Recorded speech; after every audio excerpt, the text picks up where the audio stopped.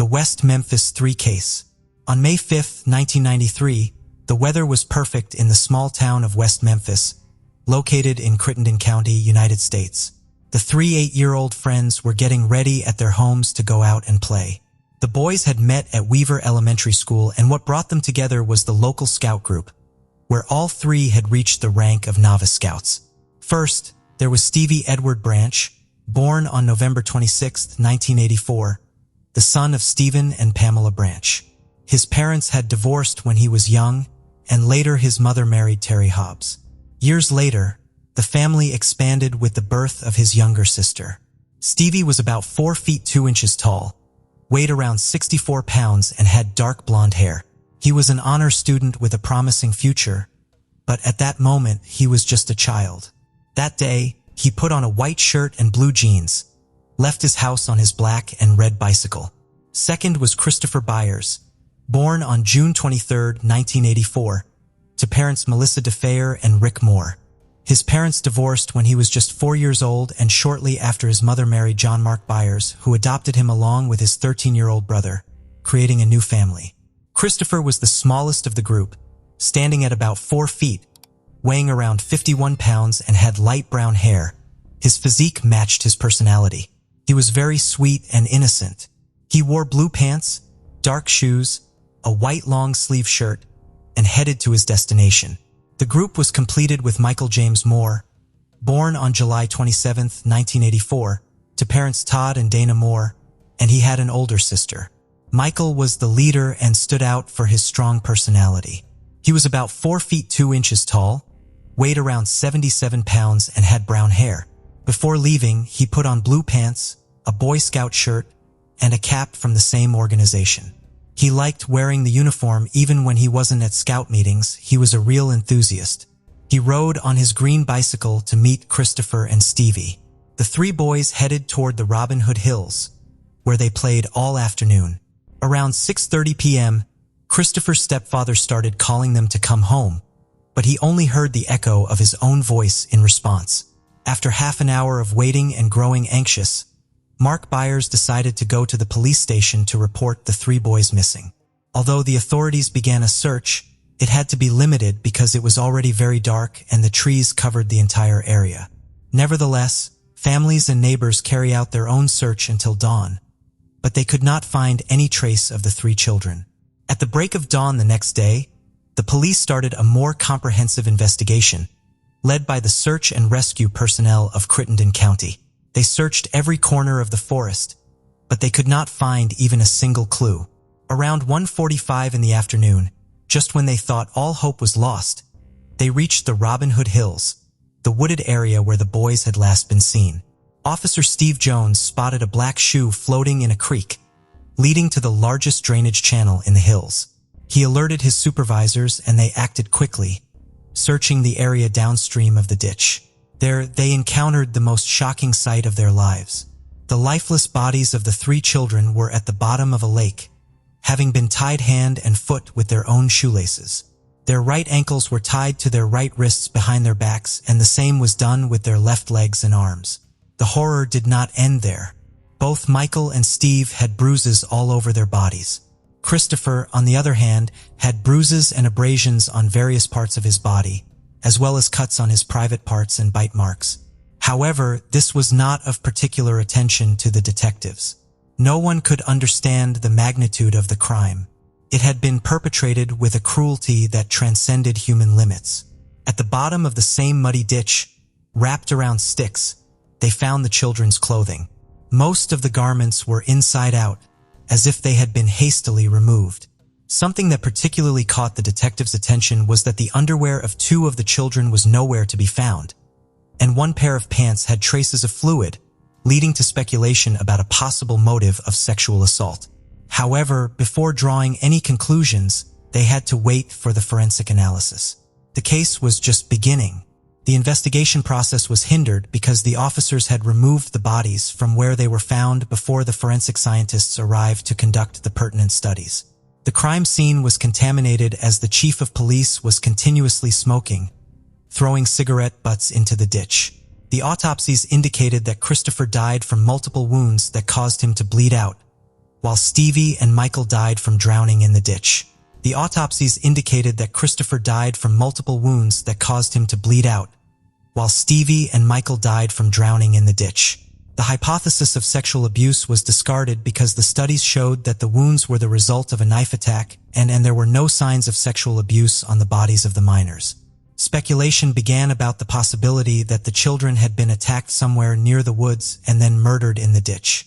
Christopher's autopsy stood out from the rest. He was the only victim with drugs present in his system, specifically Ritalin. While the boy took the medication daily due to his attention deficit hyperactivity disorder, the dose found in him corresponded to a level higher than that indicated by his therapist. The details emerging from the case were increasingly disturbing, and the townspeople grew more and more anxious, exerting pressure on the police. They were desperate for a quick resolution and a culprit to blame. Suddenly, it seemed as if a light had been shone on a potential suspect, a teenager who seemed to fit the criminal profile. His name was Damien Eccles. He was 18 years old and had a substantial record of minor offenses such as vandalism and theft. He had dropped out of high school and had been institutionalized due to mental health issues. The police, who had been speculating for some time, saw him as the perfect scapegoat. Eccles was always attracting too much attention with his heavy metal band fandom, his interest in pagan religion, his dark clothing, and his black hair, making the townspeople feel scandalized whenever they saw him.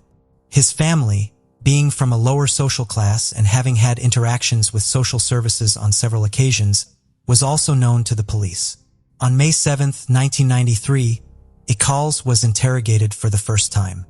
He denied knowing the 3 murdered children or having anything to do with the case. He even agreed to a polygraph test, which suggested that he was innocent. However, prejudices persisted and there was no concrete evidence against him. Despite this, the media and the entire town had already deemed him guilty. Public opinion alone was not enough to close the case. The manager of Bojangles, a local restaurant, contacted the police for the second time that week. After seeing the case on television, he believed there might be a connection to an incident that had occurred at his restaurant on May 5th, near where the bodies were discovered. At 8:40 p.m. on the day of the children's disappearance, he had called the West Memphis Police Department to report a strange incident. A man with brown hair had entered the restaurant, covered in blood, with muddy feet, a bruised arm, and appearing disoriented. He had then gone into the women's bathroom. A few minutes later, the man left the restaurant, and the employees discovered blood smeared on the walls of the bathroom. Officer Regina Meek responded to the call, speaking to the manager through a drive-through window. She didn't seem particularly concerned about the information and left without checking the bathroom. After the manager's second call, Detective Bryn Ridge and Sergeant Mike Allen returned to the restaurant, this time with a more proactive approach. They collected scrapings of the blood from the bathroom wall, but did not bother to question the other employees about the incident. The scrapings were never sent to a crime lab for analysis and were later declared lost. The lead was dismissed because the prosecutor argued that it was completely absurd to think that the person who committed the murders and took great care to hide the bodies, clothes, and bikes of the children would enter a public place covered in blood. Moreover, the injuries would have made it very difficult for one person to have killed all 3 boys alone. The police were desperate for someone to bear witness to the crime that they believed Eccles had committed. They interrogated Jesse Miskeely Jr., a 16-year-old with a mental disability, for 12 hours without the presence of his parents or an attorney. After numerous twists and turns, Ms. Skelly implicated himself, Eccles, and Jason Baldwin in the crime, despite not having any connection to Eccles. However, his statement was inconsistent with the forensic evidence, as he described the boys being tied up with an industrial rope, whereas they were actually bound with their own shoelaces. Within a few hours, Ms. Skelly retracted his statement, even providing an alibi that he was in another town watching a wrestling match on the night of the murders. But it was too late. The police had what they needed: 3 perfect suspects, capable of creating 3 distinct knots to subdue the victims, just as the crime scene suggested. The media frenzy that ensued portrayed the 3 suspects as guilty, further fueled by the satanic panic phenomenon sweeping across the United States at the time, where heinous crimes were often associated with devil worship and the resurgence of cults. The West Memphis authorities crafted a strong narrative against the three young men, labeling them as outcasts who had committed the murders as part of a satanic ritual. When Eccles' home was searched, a book with a pentagram on the cover was found. The police saw this as sufficient evidence to claim that the three teenagers were involved in a black magic cult, shaping the narrative they wanted to impose on the public consciousness. People began to come forward claiming they had seen Eccles near the crime scene. Detectives managed to interview two girls aged 12 and 15 who claimed they had heard Damien confess to the murders. An anonymous statement claimed to have seen Eccles covered in mud on the night the children disappeared. However, the real lead was provided by a woman named Vicky Hutchison. She said her son Aaron, who sometimes played with the three young victims, had seen strange things in the woods. Nonetheless, her statement was dismissed due to its lack of solidity. Vicky didn't give up and provided a second statement in which she claimed to have seen the teenagers performing a ritual, which later turned into debauchery, on the same night that the victims disappeared. She alleged that the teenagers had abused the boys. However, there was no evidence of this on any of the bodies, and her testimony was extremely odd. Vicky committed to gathering more evidence and invited Damien to her home for a conversation. She hid a microphone and recorded every second of their talk. However, the young man didn't say anything that could be used against him. Frustrated by the lack of evidence, the police stated that the tape was inaudible, but didn't prove Eccles' innocence under any circumstances.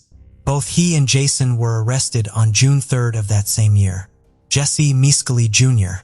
was tried separately from the other two accused, providing several statements that did not match the facts narrated by the prosecution. The trial was heated, and an expert on false confessions stated that the young man had suffered from police coercion. They had taken advantage of his mental condition to tell him a version of the crime, and he ended up believing it. However, none of this was taken into account when delivering the sentence. On February 5, 1994, Ms. Kelly was convicted of 1 count of first-degree murder and 2 counts of second-degree murder. Although he avoided the death penalty, the judge sentenced him to life imprisonment plus 40 years. The trial of Eccles and Baldwin was as scandalous as their companions. Evidence used included Stephen King books, black metal band flags, and song lyrics written on the walls of the accused rooms. The verdict was emphatic. The young men were part of a satanic cult and had murdered the children to carry out a ritual. Fibers and a knife found by divers in a lake behind Baldwin's house were also presented as evidence. However, it couldn't be proven that any of these items belonged to the accused youths. It was circumstantial evidence, and they were not given the right to appeal. Much of the evidence that the defense attorneys hoped to present was excluded by the judge. Eccles was sentenced to death by lethal injection for being the mastermind of the crimes, while Baldwin was sentenced to life imprisonment. When asked if there was any reason why the sentence should not be pronounced, Baldwin reaffirmed his innocence. Eccles, completely devastated, shook his head. The execution date was scheduled for May 5, 1994, but nothing was that simple. For the victims' families, the sentence had been handed down too quickly, and there were unresolved issues, which began the most mediatic part of the case, attracting the attention of the most unexpected figures. The young men were already known throughout the country as the West Memphis Three. The case aroused the interest of several prominent figures in the music world, whom Eccles and Baldwin listened to.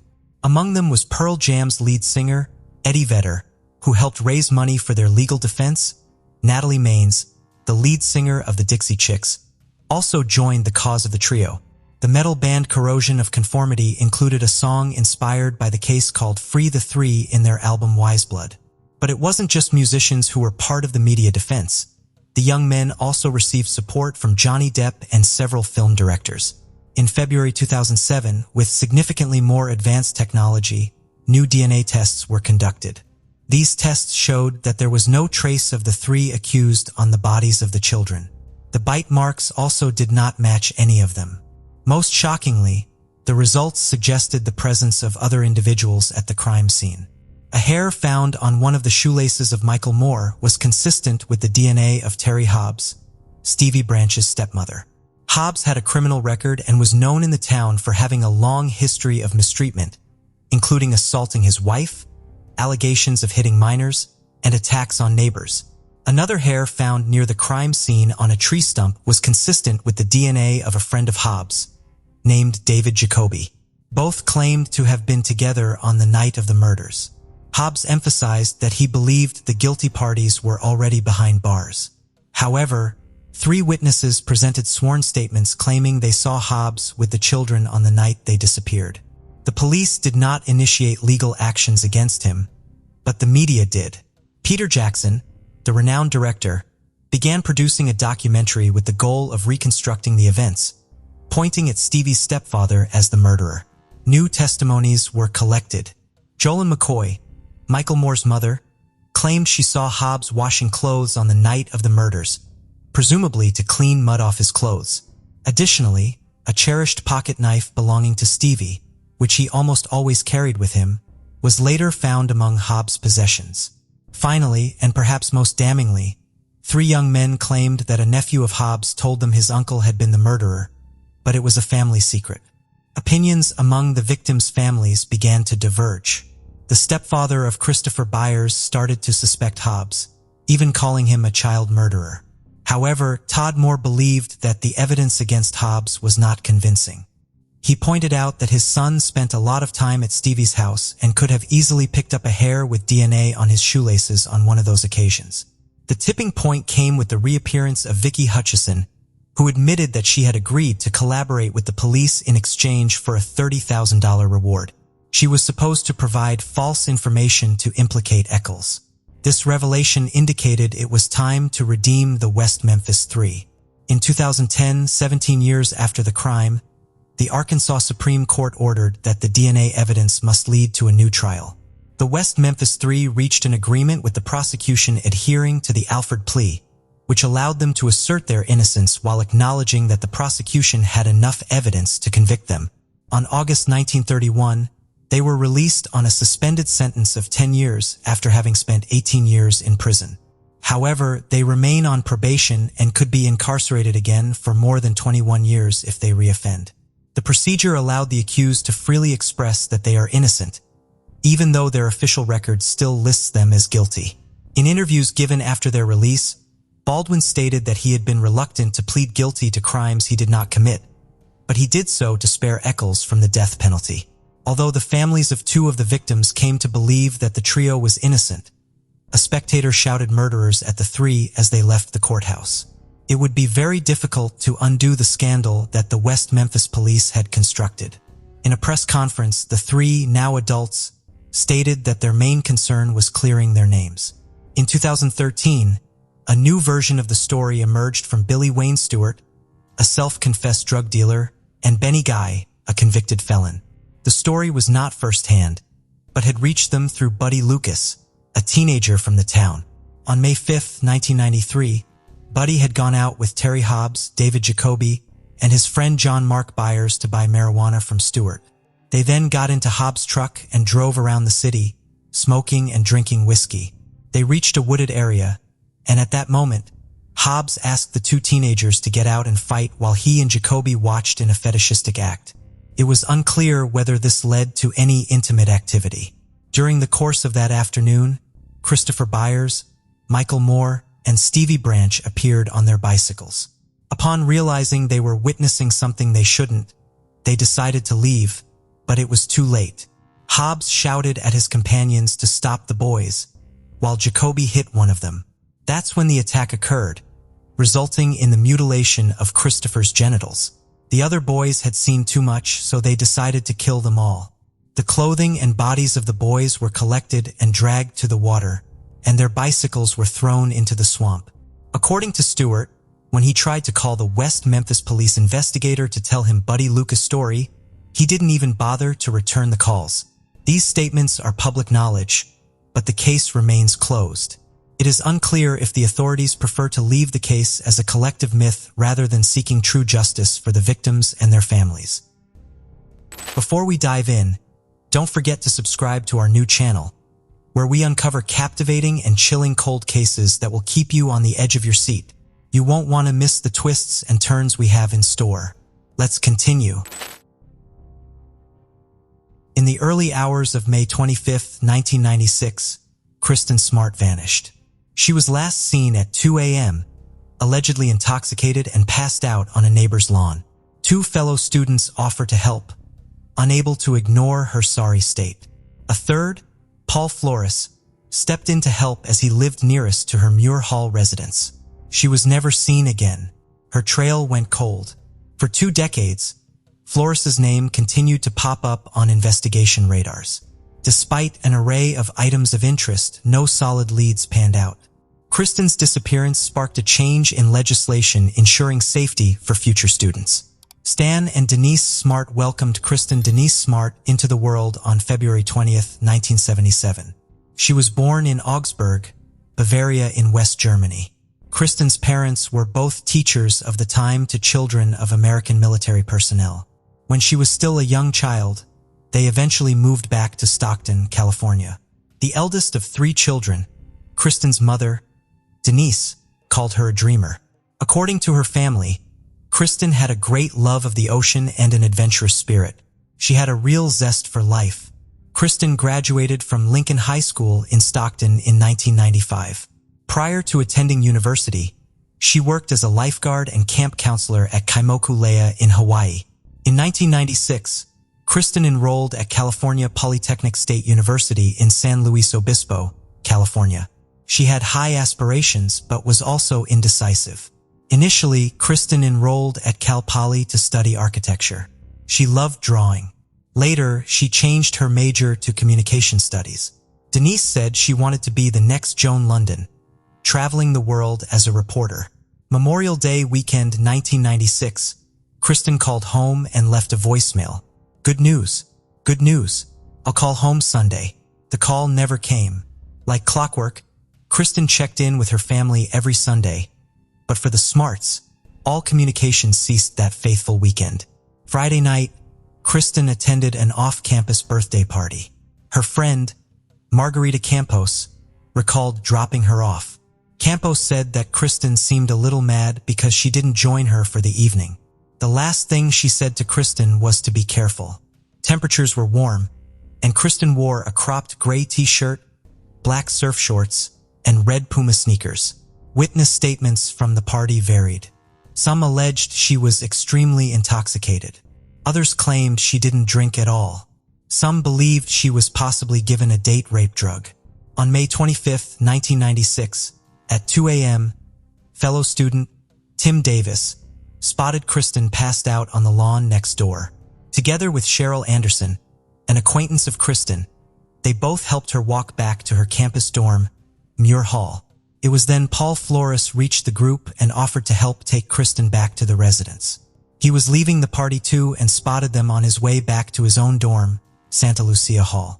Once all 3 reached the Cal Poly campus, Davis left the group since he lived off campus. Now down to 3, Cheryl started to notice Paul's odd behavior. In her disposition, Cheryl remarked about the many stops made along the way. She also noted the familiar manner Paul had with Kristen. He held her around the waist as Kristen wrapped her arms around his neck. Paul even suggested that Cheryl go ahead as they tried to catch up. Cheryl eventually went her own way, but not before double-checking with Paul about ensuring Kristen's safe return. Paul claimed he walked Kristen to the intersection of the hallways that led off to both their respective residence halls. This was around 2:30 a.m. on May 25, 1996. Kristen Smart has never been seen or heard from since then. When Sunday rolled around without a call from Kristen, Denise didn't grow immediately concerned. With Monday being a holiday, anything could have come up. Kristen's roommate, a neighbor, however, found it unusual. They contacted the university police department to report Kristen missing. No report was taken. Concerned, they called Kristen's family and the San Luis Obispo Police Department. On May 27, 1996, Denise received a UPD asking if Kristen had returned home for the weekend. She hadn't. The UPD only filed the missing persons report 3 days after her last sighting. Kristen's roommate, Crystal Calvin, revealed that none of her personal belongings were missing. This suggested to authorities that Kristen probably didn't make it back to her room. Paul Flores was now a person of interest. He was the last known person to see Kristen. 5 days after Kristen went missing, Paul was interviewed by the UPD investigators. 5 days after Kristen went missing, Paul was interviewed by the UPD investigators. He told investigators they both went their own directions at the intersection. Investigators, however, were quick to notice Paul's black eye. When asked about it, Paul said he was elbowed in the face during a basketball game. A friend later refuted this story. He insisted that the black eye was there before the basketball game. Paul allegedly told him he didn't know how he got the black eye, he just woke up with it. A month later in June, Paul was interviewed again, this time confessing he lied about the black eye incident. Paul changed his story. He apparently hit his eye on the steering wheel of a truck. When questioned further, Paul said that the story sounded unlikely. Paul told investigators he was in his truck at around 2 a.m. on the morning of May 27, 1996, installing a car radio because he was selling his truck. Family lawyer for the Smarts, James R. Murphy Jr., said Paul was last seen with Kristen after the party. His injuries looked consistent with those of someone involved in an altercation. Cadaver dogs were called in to assist in the search for Kristen on June 29, 1996. For dogs trained to search for human remains were used individually to search Santa Lucia Hall. Each dog alerted to room 128, Paul Flores's room. The dog showed no interest apart from the corner of one mattress, a mattress Flores told investigators belonged to him. Carta dog handler, Adela Morris, said cadaver dogs can detect the slightest physiological changes. Their reactions during the search indicated a strong possibility of a dead body being in room 128. A second handler, Gail LaRocque, recalled the behavior of her boxer, Tori. When allowed to search, Tori repeatedly searched the left side of room 128, the side used by Paul Flores. The dog's behavior and strong reaction indicated she found a scent, but was still searching for its source. Paul Flores remained the strongest suspect. Nobody meant no formal charge. Paul went on to live his life as a free man shrouded in a cloak of suspicion. From 1996 through February 2007, investigations continued. Searches were conducted in all possible locations, including 4 properties owned by the Flores family. None of them yielded any positive results. On the advice of his lawyer, Paul Flores pleaded the Fifth Amendment of the United States Constitution protects individuals from incriminating themselves. The person who invokes this clause cannot be compelled to provide information that they feel could incriminate them further. Paul, therefore, had the right to remain silent during his 1997 deposition. Attorney James R. Murphy hit a brick wall. Paul's silence and refusal to cooperate left investigators scrambling for new leads. Although all evidence left back to Paul, former Sheriff Ed Williams himself said he saw no way of completing the case. Authorities were getting frustrated. The Smarts took it upon themselves to file a wrongful death charge. The court, however, decided against proceeding with the charges. Kristen's case was still an active criminal investigation. Paul and his Kristen Smart or the accusations against them. Although Derek C., one of Paul's roommates, said Paul allegedly joked about Kristen's disappearance, these allegations remain speculation as Paul shielded himself against further questioning by lawyering up. 6 years after going missing on May 25, 2002, with no remains having been found, Denise Smart confessed it was a bittersweet moment of closure. Then Chris Lambert broke the silence. Chris was 8 years old when Kristen went missing. Haunted by the ever-looming billboard over Arroyo Grande, Chris found himself asking why there were still no answers all these years later. Hearing about Kristen's disappearance at a young age frightened him. Chris became fixated by the case. In May 2018, he quit his job at a musical instrument shop to work on the podcast full-time. With no formal training in law or journalism, he was driven only by a passion for answers. He began asking questions to see if he could get people talking. In February 2019, Chris's determination paid off. He decided to visit the memorial to Kristen on Shell Beach on her birthday, February 20th. Armed with a cell phone, Chris waited to meet someone willing to talk about Kristen. As luck would have it, he ran into Kristen's mom there and was able to talk with her about her daughter.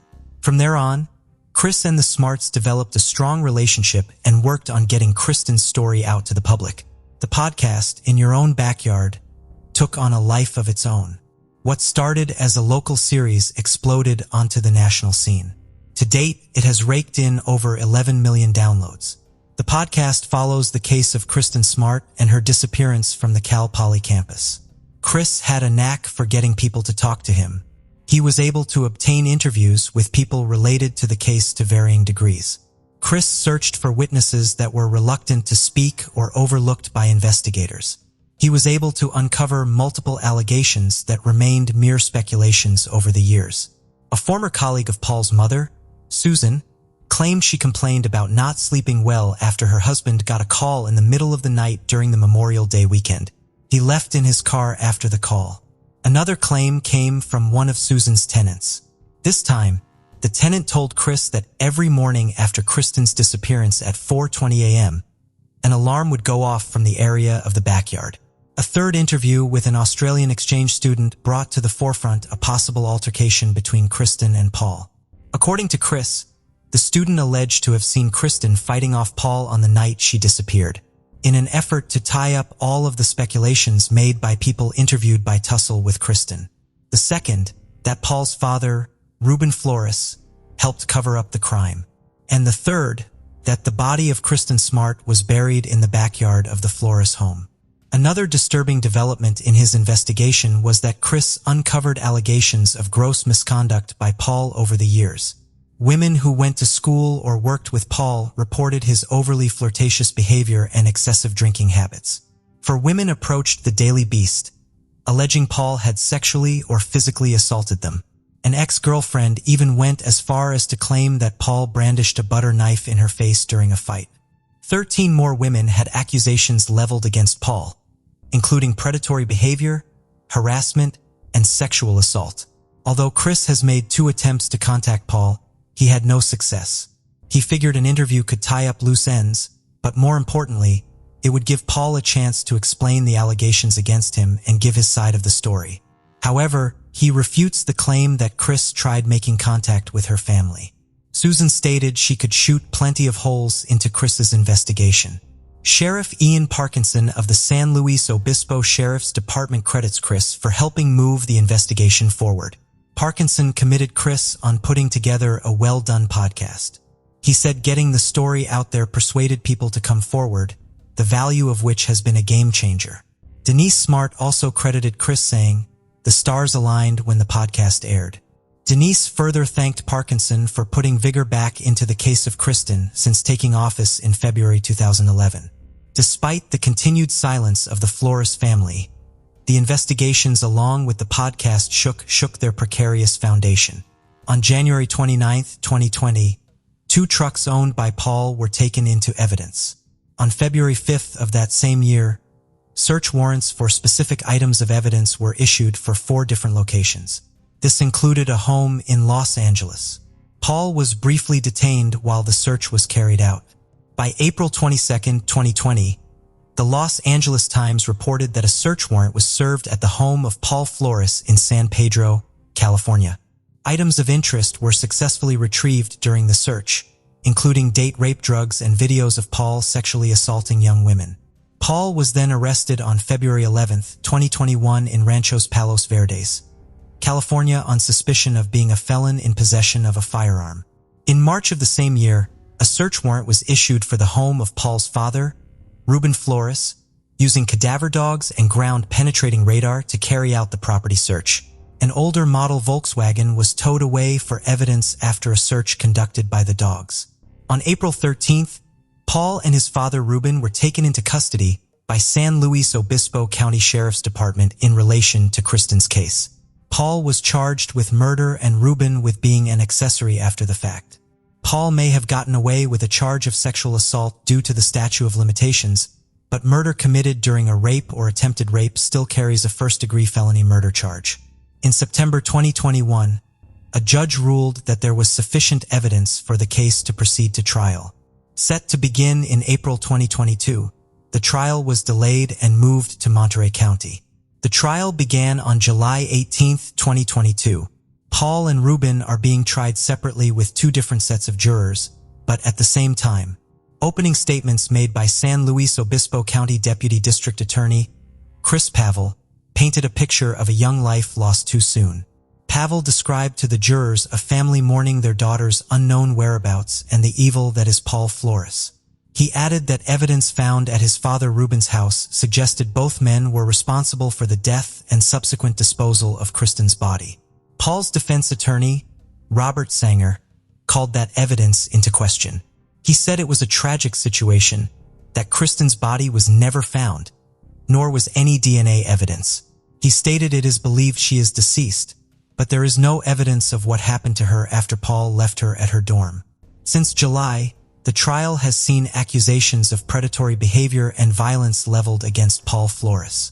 Many women have come forward accusing Paul of harassment and inappropriate sexual misconduct. Two women who were referred to as Rhonda Doe and Sarah Doe gave testimony of their encounters with Paul. Both women alleged they felt uncharacteristically drunk after meeting Paul. Large chunks of their memories were lost, and both described waking up to Paul abusing them. Their graphic testimonies brought jurors to tears, prompting Judge Jennifer O'Keefe to call for a recess. Testimony surrounding the search of Ruben Flores' home caused another juror to break down. With testimony from investigators and experts, many graphic details are being recounted. Judge O'Keefe stated that it was a long, hard trial, and sometimes things are emotional. It was not unusual for jurors to break down emotionally. Damning evidence came in the form of one Jennifer Hudson. Hudson took to the stand explaining how she encountered Paul and his friends while skateboarding. She was 17 years old at the time. Previous court papers stated that Hudson alleged Paul remarked he had buried Kristen beneath his ramp in his backyard in Hawasna. This was allegedly said while they were together during a public service announcement of Kristen's disappearance. Sanger, defense attorney for Paul, questioned the relevance of her statements. He pointed out her recreational use of drugs and alcohol, questioning her reliability. He implied she was not answering truthfully according to a transcript of her tweets. Hudson acknowledged her lack of action in notifying police. She said she only came forward after the podcast was aired. She further admitted that she canceled an interview with a detective after meeting the producer of the podcast in 2019. Sanger further questioned Hudson on whether she thought Kristen Smart was buried in Susan Flores' backyard. She reportedly responded that made the most sense.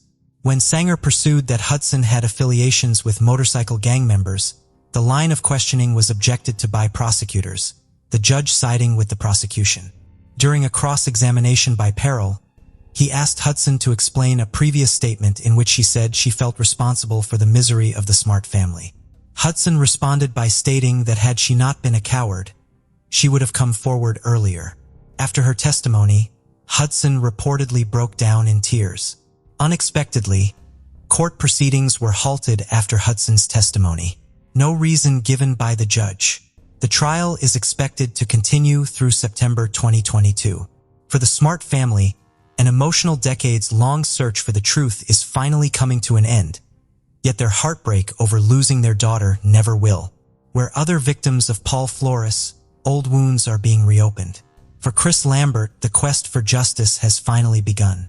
Kristen Smart can finally rest at peace as her killer may soon be held accountable.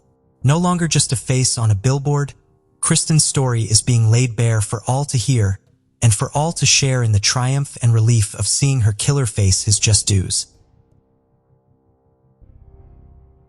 Morgan Chantel Nick was born to Morris and Colleen Nick in Ozark, Arkansas on September 12, 1988.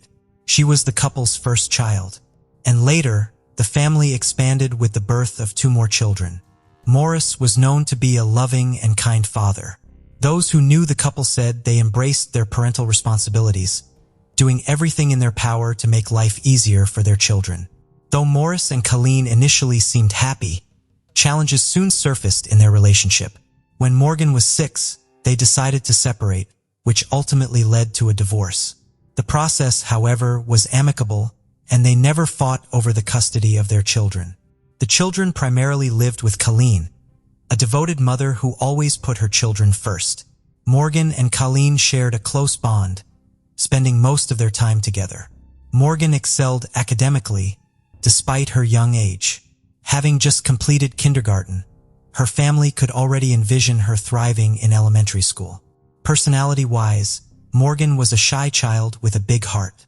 She loved apples and was fond of cats, leading her mother to allow her to have one as a pet. Despite her shyness, Morgan was actively involved as a Girl Scout and enjoyed playing with other kids. She dreamt of becoming a circus artist or a doctor when she grew up. On June 9, 1995, Colleen received an invitation from a friend to watch a minor league baseball game in Alma, Arkansas. Thinking Morgan might enjoy watching other kids play, she asked her to accompany her to the game, about 30 minutes away from their home. It was a night game, starting at 9 p.m. Upon arriving, the stands were already packed, but Colleen managed to find a spot for herself and Morgan. However, 6-year-old Morgan soon grew bored and began fidgeting with her shoelaces. Despite being a calm child, usually hesitant to engage with strangers, 2 older kids approached her. They introduced themselves as Jessica and Ty, aged 8 and 10 respectively. There are different accounts of what happened next. In one version, Morgan asked her mother if she could play with Jessica and Ty, but Colleen initially declined. Concerned about the unfamiliar surroundings and the packed venue of almost 300 people, Colleen was hesitant to let Morgan wander off. However, Colleen's friends urged her to let Morgan play, assuring her she was being overprotective and that Morgan would be fine. Eventually, Colleen relented. The kids mentioned wanting to run up a nearby hill to catch fireflies. With the game nearing its end around 10:30 p.m., Colleen allowed Morgan to go, but only for a short while. In another version, when Jessica and Ty invited Morgan to catch fireflies, Morgan's innate shyness made her decline. Yet, Colleen's friends thought it would be good for Morgan to interact with other kids. Colleen then persuaded a reluctant Morgan to go with them, even if it meant leaving her mother's side. What's certain is Morgan left the stands with the 2 children. While Colleen tried to keep an eye on them, she got distracted when the baseball game ended and teams came into the stands to greet their families. The next time Colleen looked for the children, she saw Jessica and Ty returning without Morgan. Concerned, she immediately asked them about her daughter's whereabouts. They replied that the girl had disappeared while everyone was emptying sand from their shoes, leaning against Colleen's car. Subsequent investigations revealed that while Jessica and Ty sat at the front of the vehicle shaking out their shoes, Morgan was alone at the back emptying hers. Another significant and worrying detail was that the children insisted they saw a creepy man talking to Morgan before she vanished. Confused and anxious, Colleen immediately raised the alarm, and the adults present at the baseball field helped her search the nearby areas for her missing daughter. However, hours passed in the search without results, and Colleen decided to report the incident to the local police. Those who knew Colleen highlighted her kind nature and how she was always willing to help those in need. Therefore, when she needed support in searching for her child, many showed their solidarity. Additionally, being a devoted mother who always looked out for her children made the community even more outraged at the kidnapper or kidnappers who took Morgan away from her family. On the day she disappeared, Morgan was a beautiful girl with blonde hair and blue eyes. Before going to the baseball game with her mother, she had attended her Girl Scouts activities and was wearing the organization's green shirt, blue denim shorts, and white tennis shoes. Another distinguishing feature of the young girl was that she had 5 silver crowns on her molars, a type of cap used to cover and protect a damaged tooth which were easily visible. When the police were informed of the disappearance, they immediately began their investigation. Officers and local volunteers organized numerous search mobilizations, while detectives went door to door seeking evidence and witnesses. Since Jessica and Ty claimed to have seen a man speaking with Morgan before her disappearance, the police compiled a detailed description of the suspect, who was said to be between 23 and 38 years old with black hair sprinkled with gray, and he had a mustache and beard. Witnesses also reported seeing a faded red pickup truck nearby with a mismatched white camper shell that seemed too small by a couple of inches. They noticed possible damage to the back right corner of the vehicle. Some claimed the truck had Arkansas license plates, but the plate number wasn't recorded. Additionally, upon reviewing home videos recorded at the baseball field, investigators confirmed the existence of the suspect and the aforementioned red truck. However, unfortunately, Morris seemed devastated by his daughter's disappearance and expressed willingness to cooperate with law enforcement. Surprisingly, during the initial investigation, the girl's father became a potential suspect as some evidence suggested he acted as a low-level drug dealer. He also reportedly had a criminal history, including assault and property damage charges. From the beginning of the investigation, Colleen was willing to cooperate with law enforcement in every way because her only wish was for her daughter to return safely. However, when investigators initially suspected Morris, her ex-husband, of being involved in Morgan's disappearance, she felt the police were making a grave mistake. She defended him, claiming he would never harm their children. Fortunately, the police soon ruled out Morris as a person of interest and focused their attention on Clifford Joe Pullen, rumored to be his drug supplier. This individual had a criminal record, and in addition to being arrested for marijuana possession, he had also been charged with first-degree rape of a minor in 1995, suggesting he might be capable of kidnapping. Nevertheless, authorities quickly cleared Clifford of any suspicion and stated he was not involved in Morgan's disappearance. Although the police received numerous leads at the time, none led to Morgan, and months and then years went by. During this period, information from Albert Harvey, a resident of Stuttgart, Arkansas, seemed promising. He claimed he had seen a man fitting the suspect's description with a blonde child trying to enter his truck.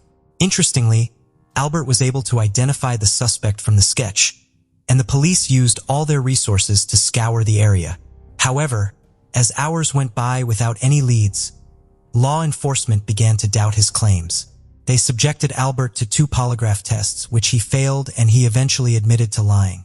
The case went cold, and as time passed, the search was no longer for a 6-year-old girl, so the existing photos of Morgan seemed insufficient. To provide a solution, in February 2001, the National Center for Missing and Exploited Children released an age-progressed photo showing what Morgan might look like at 12 years old. The intention behind such photographs was to widely disseminate an updated image of Morgan. This way, if someone spotted a teenager resembling the image, they could alert authorities to verify it if she was the girl abducted in 1995. Leads in the case were dwindling. Although police vowed that they wouldn't stop working the case until they found Morgan, the trail was growing cold. Searches would continue to be held sporadically, and detectives still followed up on every tip they received, but nothing brought them any closer to finding Morgan. The next lead came in January 2002 when a tip led investigators to search a property in Logan County, Arkansas. A witness claimed that Morgan was buried there. This testimony was so detailed and specific that the police acted on it. However, despite using search dogs and scouring the area thoroughly, nothing was found. On August 14, 2005, ABC's Home Edition and John Walsh, co-founder of the National Center for Missing and Exploited Children, addressed the topic of missing children, highlighting Morgan's abduction. Colin and Morgan's siblings received a new home after their family home was damaged by a water heater explosion. In November 2010, federal investigators searched a vacant house in Sparrow, Oklahoma after receiving a tip from a confidential informant. Sparrow was about 25 miles from Alma, and the property they searched had once belonged to a convicted child molester who was currently in jail. Although investigators had nothing linking the man to Morgan's disappearance, they searched through the home looking for possible DNA evidence that might indicate Morgan had been there. Unfortunately, they didn't uncover anything related to the case. In August 2012, 2 convicts, identified as Tonia Smith and James Monhart, were accused of trying to buy some of Morgan's personal documents, including her social security number and birth certificate. While they were found guilty of document forgery, investigations determined they weren't involved in Morgan's disappearance. On December 1837, police conducted another search on a property in Sparrow. Some reports said it was for an unrelated investigation, while others believed it was connected to Morgan's case. Notably, the search dog signaled to a well on the property, which then became the focus of the search. After an intense 24-hour search, investigators left the property without finding any evidence. In November 2021, detectives identified Billy Jacklinks as a potential suspect in Morgan Mick's abduction. An Arkansas resident, Billy was a registered sex offender who had been in and out of prison since 1992. Reports suggest he had a typical upbringing, with no apparent signs of deviance. He served in the U.S. Army during World War I and later worked for an airline in Dallas before returning to Arkansas. Despite seemingly staying out of trouble, he was arrested and charged with sexual offenses in 1992, 2 months after Morgan's 1995 disappearance. Billy attempted to kidnap an 11-year-old girl only 8 miles from where Morgan vanished. Witnesses reported he drove a red pickup truck, aligning with descriptions from Morgan's case. A week after Billy's arrest, investigators searched his truck, finding hair, fibers, a mask sheet, rope, a tarp, insulation tape, and blood on one of the seats. The samples were stored for future analysis, but it's unclear if they were tested then. Shortly after his arrest, Arkansas State Police and the FBI tried to question him about Morgan's case, but he invoked his right to an attorney and refused to talk. Regarding the 11-year-old he tried to kidnap, Billy proclaimed his innocence, but he was convicted of sexual solicitation and sentenced to 6 years in prison in 1995. Billy remained behind bars until his sudden illness and death on August 5, 2000. In 2021, a news channel aired a documentary titled Still Missing Morgan. Arkansas's police mentioned they were still seeking information about the red truck with an attached white cabin. The documentary led to over 200 new tips, but none have resolved the case. The revelation about Billy Jack Links was the last major update, but Morgan's disappearance remains an active investigation, with the police continuously receiving tips.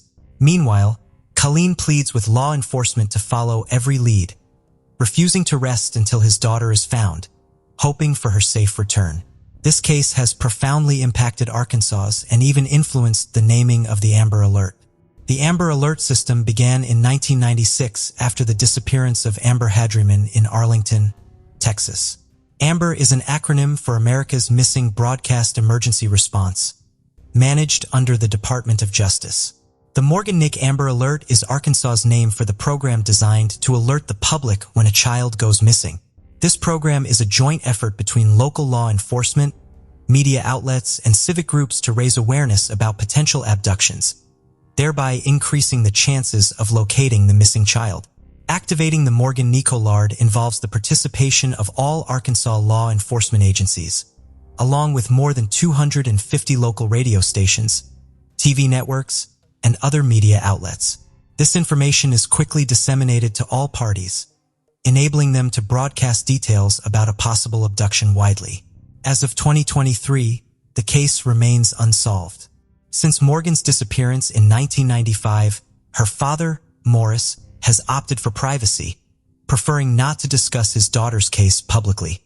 In contrast, Morgan's mother Colleen is vocal about her ongoing efforts to bring Morgan home. Colleen lives in Alma, Arkansas, where she runs the Morgan Nick Foundation, assisting families dealing with abductions or missing persons. Beyond advocating for these families, Colleen spreads awareness about daily dangers faced by children and offers detailed resources to help parents and teachers understand online safety basics and parental control apps. Despite extensive investigations that have yielded thousands of leads, there is still no concrete information on Morgan's whereabouts. The FBI and local communities have offered a reward of $60,000 for information leading to the recovery of Morgan Nick and the identification, arrest, and conviction of those responsible for her kidnapping. The case of Sheila Labar, a monster with an angelic appearance. Psychological and physical traumas received at an early age can have a very unpredictable effect on adult life. Of course, far from always, they lead to the fact that a person becomes cruel and seeks to hurt others, but sometimes it is the trauma can give rise to a real monster. Criminal psychologist Adrian Rain believes that there are genetic and psychophysical mechanisms that can turn a person into a cold-blooded killer, about which he wrote in detail in his book, Anatomy of Violence. History knows a lot of serial criminals who had a truly hellish childhood, and perhaps to them can be attributed our heroine today, Sheila Labar. This woman had an angelic appearance which she skillfully used, seducing her victims and then brutally murdered them. Despite the fact that the court was able to prove only 2 of her crimes, criminologists are sure that there were many more. And now let's look at this difficult story from the beginning and try to understand whether Sheila Labar was a born monster or became him as a result of the cruelty that she faced in childhood. Who is Sheila Labar? Sheila Labar was born in 1958, the July 4th, in the small country town of Fort Payne, Alabama. She was the youngest of 3 children of her parents and was raised with her brother and sister Lynn. Her childhood was spent in a picturesque but rather secluded place on a farm nestled among cornfields. According to the memories of Lynn's older sibling, Sheila was an active, inquisitive, and open-minded girl with a creative streak. She liked to be in the center of attention, had a good voice and cute appearance. So perhaps, if her life had turned out differently, she would have become a famous actress or singer. But instead of bright posters, her name decorated the pages of criminal chronicles. The unimaginable cruelty of her father. The head of the family, Manuel Bailey, for many years suffered from alcohol addiction, although it would be more accurate to say that his addiction suffered from his entire family. He often went on binges, turning into a real beast who enjoyed abusing his wife and children. He insulted and humiliated them, beat them with anything that came to hand, could throw everyone out in the middle of the night in a downpour or frost, and locked himself in the house, not letting anyone inside. Mothers, daughters, and sons often had to spend the night in a barn or in the open air in the field. One day, when Manuel was once again in a drunken rage, he began throwing dishes and other objects at his family members. The mother tried to cover the children as best she could, but one of the flower pots thrown by her husband hit her youngest daughter Sheila in the head. Sheila suffered a serious concussion and a lifelong scar on her temple, which she painstakingly covered with her hair. But not even the insults and beatings were the worst thing that the sisters had to endure in their parents' home. According to the memories of Sheila and Lynn, Manuel from an early age forcibly inclined them to intimacy. The mother may have been aware of what was going on, but the subject was never broached. However, despite the nightmare at home, Sheila did well enough in school. She dreamed of leaving the farm as soon as possible and go to conquer the big city. The girl was quite ambitious and determined. She passionately wanted to realize her childhood dream in life and become an actress or pop singer. And she had everything for this: charisma, bright appearance, and a beautiful voice. Adulthood, first marriage. Barely Sheila was 18 years old. She left her parents' home, but adult life was not so joyful. To enter the university, she was not allowed to average score, and to move to the big city, she simply did not have the money. Then Sheila got a job as a maid in one of the hotels, where by that time her older sister was already working. It should be noted that Sheila had a slender figure and a very attractive appearance. She had big blue eyes, a charming smile, and a mop of thick long hair. She was surrounded by attention from men, and over time, she learned to use it and manipulate her suitors. In the late 70s, Labar then Bailey met a guy named Jonathan Baxter, and a romantic relationship began between them.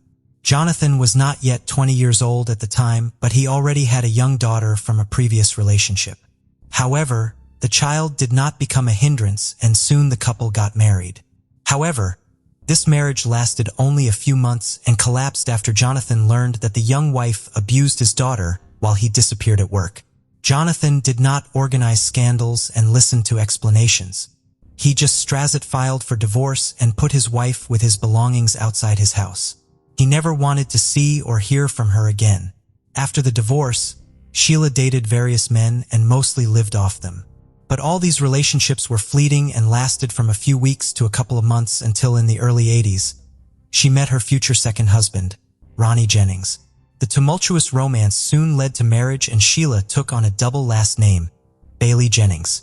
It was an unhealthy relationship between two irascible and unstable people who regularly cheated on each other, scandalized, and even fought. Still, their marriage lasted more than 3 years. In 1984, after another family quarrel, Sheila demanded a divorce from her husband, but he refused her. In fact, Ronnie did not hold on to the relationship at all. He just wanted to piss off his wife and make her mad, and he succeeded. Sheila became hysterical, took a large number of drugs in front of her husband, drinking strong alcohol, and after this infernal cocktail, sat behind the wheel of the car and rushed down the road. Naturally, soon Sheila, under the influence of pills and alcohol, lost consciousness, flew off the road and at high speed crashed into a tree. She miraculously survived, but suffered a massive head injury. She spent more than a week in a deep coma and doctors made no prognosis. When Sheila finally regained consciousness and gradually recovered, she was transferred to a psychiatric hospital where she spent several months. She later complained of her sister that one of the orderlies was constantly harassing her and possibly taking advantage of her helpless state when she was heavily sedated. After all this, Sheila returned to her second husband's home but began to behave not just aggressively but threateningly toward him. When during another scandal, she attacked Ronnie and poked him in the chest with nail scissors. Ronnie, fearing for his own life and health, filed for divorce and hurriedly moved out of the mad woman, rich lover. When the second marriage was dissolved, the young woman began looking for lovers through the dating columns of the print media, and she left her ads there as well. But no man did not stay with her for long because Sheila tended to dominate everything, rigidly suppressing their partners both in intimate and everyday life. Soon the photo of an attractive girl in the dating section drew the attention of 60-year-old Wilfred Bill Labar. The man had previously been married twice and had adult children and grandchildren from previous marriages. He was widowed a few years ago and had been living alone on his large country ranch ever since. Bill was a fairly wealthy man. He had a chiropractic office in Epping, New Hampshire, and on the ranch, he raised horses. At the same time, he was very lonely and needed a strong, powerful woman. In fact, that's exactly what he found. Sheila was attracted by the wealth of her new acquaintance, and she decided that it would be an ideal union for her. And to make Bill completely lost his head, she began to send him a postal mail frank letters, supplementing them with her nude photos. The trap worked, and soon Labar invited a charming pen pal to visit his ranch. Their romance developed rapidly. An elderly man is not stingy on expensive gifts for a young mistress, and in the summer of 1987, she moved to live with him. This has incredibly flattered the doctor, who now went out in public with a beautiful companion who was half his age and was fit for him as a daughter. Nevertheless, he did not plan to marry Sheila. However, Sheila, not waiting for a marriage proposal, changed her name, calling herself Labar. Bill was surprised by this turn of events, but he did not object. Sheila began to interfere in all the affairs of her elderly lover, starting to control his business, finances, and disposition of his property. In addition, Bill was getting older and could not satisfy the intimate needs of a young woman. Then, according to Sheila herself, he allowed her to meet other men whom she often brought directly to their home. One of Sheila's regular lovers closer to the mid-90s was a Jamaican national named Wayne Ennis. He was much younger than Sheila and was initially hired as an au pair on the ranch, but soon the young man, with Bill's consent, which was probably given under pressure from Sheila, moved to live in the owner's house. In 1995, Sheila and Wayne officially legalized their relationship, and the spouse considered that from now on, he would be the couple continued their relationship online. Sherry sent photos of ultrasounds and her growing belly. "I just bulged out my belly. Jerry wanted to believe it so badly that I had no doubt. He would see the pregnancy even if it wasn't there," Miller would later say. Soon, on November 5, 1999, Jerry Cassidy received an email, presumably from Bruce Miller, in which he wrote that he knew about everything and would not let the bastards be born. A concerned Jerry tried to contact Jerry. Hours later, she texted him herself, informing him that she had to leave for a few days and that she would text him later. The next day, Jerry received a message from Bruce and learned that he had forced his wife to have an abortion. Attached to the letter were photos of a battered Sherry. "I remember standing in front of the mirror trying to draw bruises on my stomach." Sherry would later recount, Jerry had reached a tipping point. His children, not one but two twins at once, had been killed by Bruce Miller. He was again devastated and full of anger. He blamed Bruce for the deaths of his 3 children and the abuse of the woman he loved. After reconnecting with Sherry the next day, November 8th, Jerry said he couldn't go on like this. He would kill her husband. The couple set about devising a plan to kill him. They worked out routes, parking spots, and even the best place and time to get to the dump. Jerry then made the long drive from his home to Michigan. That same evening, as Bruce planned to leave work, he received a call from Sherry, and following the plan, asked if he could pick up a pizza on his way home. Distracted by the conversation, Bruce did not notice a man approaching him from behind, pointing his 20-gauge shotgun at him and pulling the trigger. After committing the crime, Jerry went home and Sherry began the next part of the plan. She called Bruce's brother, Chuck, said she was very worried about her husband's long absence, and asked Chuck to drive to the junkyard and see if everything was okay. When Chuck got there, he found his brother dead on the floor in a pool of blood. He had been shot in the chest with a shotgun at close range. According to eyewitnesses, when Sherry learned of Bruce's death, she began screaming and crying. The crime scene was quickly discovered, but no trace or evidence of the suspect remained. Detectives learned that Bruce carried large amounts of cash, and they initially thought his death may have been the result of a botched robbery as the dead man's wallet was missing. John Hutchinson, a friend and employee of Bruce's who had recently borrowed $2,000 from him, came under suspicion. Police questioned Hutchinson, searched his home, and confiscated weapons. John adamantly denied involvement. The search was inconclusive, and despite the fact that Hutchinson failed a polygraph test, he was eventually released. A theory of murder due to falsification of vehicle identification numbers was considered. However, none of the options did not give any leads, and soon the case was closed. Meanwhile, according to Bruce's sister, Judy Miller, Cherry's behavior did not fit most people's idea of a grieving spouse. 2 days after the death of her supposedly beloved husband, she was already dancing in a bar in Otisville, Michigan, and looked happy. 2 weeks later, she had a boyfriend, and it wasn't Jerry Cassidy, but a local delivery boy named Jeff Foster. The goal was accomplished. It was like Sherry had passed a level in a video game and the former lover was no longer interesting. Jerry thought that after the murder, he would be with the woman he loved. After all, he killed for her. But that didn't happen. She began to distance herself. And a month after the murder, she moved her new boyfriend, Jeff Foster, into the house she used to share with her husband and completely severed her relationship with Jerry, leaving him devastated. It was probably at this point that Cassidy realized he had murdered an innocent man in cold blood, and naturally, Sheila chose an occupation to her liking. She became an operator of intimate phone services. Since she had a truly enchanting voice, men fell for the bait and offered to meet her in person. Among such guys was Kenny County, who at the time of their acquaintance was barely 24 years old. The young man was attractive in appearance, very good-natured and open. However, he had a low IQ level due to which he was very gullible. This was exactly the kind of guy LaBar was looking for. Kenny was very close to his mother, on whom he actually depended, but Sheila, with the help of clever manipulations, managed to break this connection and literally lure Kenny to herself. She made him an unforgettable night of love and promised that they would be like this all the time. The young man decided that he had met the woman of his dreams, about which he informed his relatives, and then moved to live in Sheila's house. But soon, Sheila showed the guy her true face, having arranged for him a real torture room in one of the rooms. Each time, intimacy inevitably turned into a brutal beating or something worse. Kenny's body was covered with bruises, abrasions, scratches, cuts, and burn marks, but he could not leave the house of the mistress who had completely subjugated his will. Sheila did not allow him to see and communicate with his loved ones, and his family could only guess what was happening to Kenny.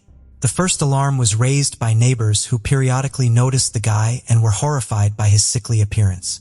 A few days before his disappearance, a local store clerk took a picture of the young man on her cell phone camera, and later, this picture was attached to the case file in court. In the photo, Kenny's condition could be described as deplorable. He was very thin, there were huge bruises under his eye and on his cheek, and his nose was probably broken. Judging by the degree of healing, all these injuries had been inflicted at different times, which suggested that the guy had been brutally beaten for a long time. The contents of his cart were also alarming. He rolled 2 large canisters of fuel to the cash register, as it later turned out, for his own cremation. The store employees were so puzzled and even frightened by the guy's appearance that they decided to report him to the police for possible domestic violence. But this time, Sheila managed to get away with it, and they could not charge her with anything. Soon Kenny stopped contacting his family altogether, and when his worried mother arrived at Labar's house, the owner behaved aggressively and advised to leave Kenny alone. All subsequent attempts ended similarly, at which point Kenny County's family filed a missing persons report with the police indicating that he may be being held forcibly at the country ranch, a home crematorium, and gruesome findings. When police arrived at Sheila's home, she claimed that the young man no longer lived with her and claimed that Kenny had run away because his mother, whom he was allegedly terrified of, began visiting them frequently. As evident, Sheila provided an audio recording in which she asks her lover if his own mother had attacked him, and he quietly gives an affirmative answer. It all seemed more than strange, and the very next day, an officer visiting Sheila secured a search warrant for the estate. Sheila had been on the police's radar many times before, and her name had been linked to another mysterious disappearance of a boyfriend. But over the years, Sheila had never been questioned and her house and grounds had never been searched. When the police arrived, they did not find Labar at home, but they did see several fires burning near the outbuildings. The fires looked strange and were made of improvised materials, a mattress, fragments of wooden furniture, hay, etc., all doused with a flammable mixture. One of the bonfires had bones in it that clearly looked like human remains. The squad requested reinforcements in the form of forensic experts, reporting all the findings, but that turned out to be just the tip of the iceberg compared to what they discovered next. Almost all over the house were found poorly washed traces of blood. It was so much that it seemed as if there had been a real massacre. It turned out that the blood belonged to at least 3 different people. The bones smoldering in the fire belonged to the missing Kenny, and I remember hearing her scream, "No, Mommy. No, don't go." After that moment, the full implications of what I had done to Bruce, his friends, his family, Jerry, his friends, and his family hit me with full force. They will never see them again. Bruce was a great man, Jerry Miller wrote of her husband. He never hurt me or my children. All he did was love us. He wanted to adopt my children. He just wanted a family. The only man who loved me, and I ordered him killed. In 2022, Sherry gave a public interview to a popular TV station. She admitted that Bruce was not involved with the mob and never abused her. She admitted that she used makeup to fake bruises and faked ultrasound scans to manipulate Jerry. According to Sherry, she didn't do it for the money. She said that she was afraid Bruce would find out who she really was and felt that it would be easier for him to be killed than to learn the truth about her. Sherry admitted that she knew about Jerry's tendency toward depression and the briefcase of evidence, but was confident that she would talk herself out of anything and could manipulate the jury and the court. She was so convinced of this that she turned down a plea bargain that could have gotten her 15 years instead of a life sentence. According to Sherry, it took a public story to find peace with herself. It's still very hard for me to look in the mirror realizing what I did. I've been waiting to tell the truth and hopefully get a sense of peace from it. Sherry Miller remains incarcerated at the Huron Valley Women's Complex in Michigan. She is not eligible for parole. Who in one voice called her a crazy, unstable, and extremely violent woman. And Wayne Annis, the 3rd husband, said that the ex-wife repeatedly persuaded him to kill Mr. Labar in order to seize his property. But despite the defense's attempts to convince the court that Sheila was insane and in need of treatment, it was proven that she was aware of her actions at the time of her crimes. She was found guilty in July 2008 and sentenced to life imprisonment without the possibility of ever being released. All of her appeals were rejected. Sheila is now serving her sentence in Florida at Homestead Correctional Facility. Thanks for watching, guys. That was Jack. Subscribe to the channel and don't forget to click on the bell not to miss new stories. Hello. See you soon. Take care. But he's not a murderer. During the final sentencing, excitement gripped the Eckerd parents. Judge Anthony imposed a sentence of 50 years in prison without parole. The parents were broken. One miserable day had taken 2 sons from them at once. The cold-blooded murder of an innocent man and even a brother is clearly beyond the bounds of adequate human response. In the biblical story, the brother-killer Cain was banished from paradise as punishment. But he solved the problem differently, eliminating the source of his remorse. Maria Fernanda Sanchez, also affectionately known as Mafe, was born in the late 1990s in the warm state of Querétaro, Mexico. She was the daughter of Javier Sanchez and Carolina Castaneda, who quickly realized that she would be a source of joy and vitality in their lives. Mafe stood out from an early age, exhibiting an extroverted personality that paired well with her passion for travel, allowing her to easily make new acquaintances. She also had a deep love for music, which added a charming touch to her character.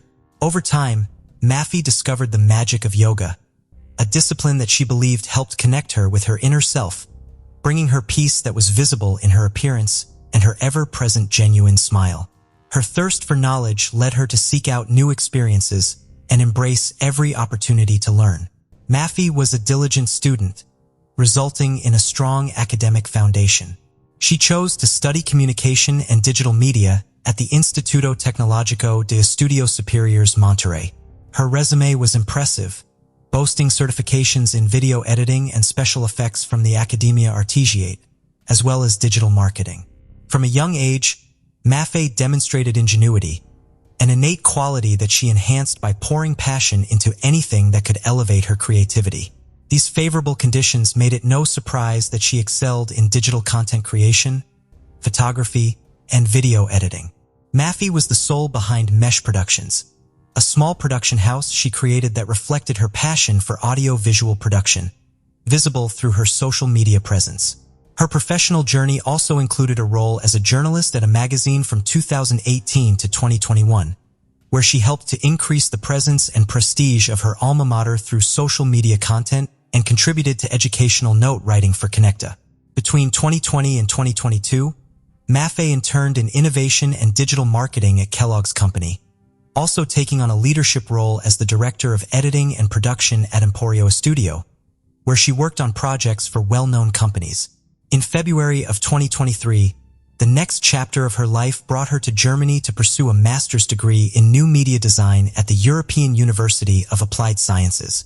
Ever enthusiastic to acquire new knowledge and meet new people, Mafe settled in a modest apartment in the Berlin district of Treptow-Köpenick, maintaining her sociable spirit and contagious joy.